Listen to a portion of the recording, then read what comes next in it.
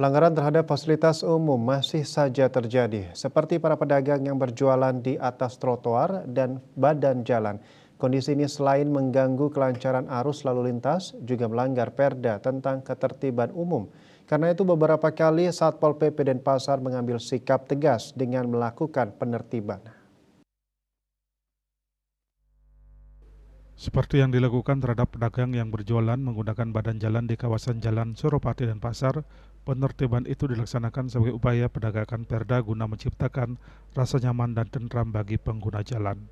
Kasat Pol PP Denpasar Anak Agung Wirabawo Narendra saat dikonfirmasi mengatakan, sebelum melakukan penertiban pihaknya telah beberapa kali melakukan sosialisasi dan imbauan agar pedagang tidak berjualan di badan jalan. Bahkan pihaknya telah menyediakan tempat untuk berjualan, namun tetap saja pedagang tersebut memilih berjualan di badan jalan. Lebih lanjut dijelaskan, pedagang yang berjualan menggunakan badan jalan melanggar ketentuan Perda nomor 1 tahun 2015 tentang ketertiban umum, sehingga penertiban wajib dilaksanakan lantaran tidak mengindahkan himbauan dan sosialisasi yang dilaksanakan sebelumnya.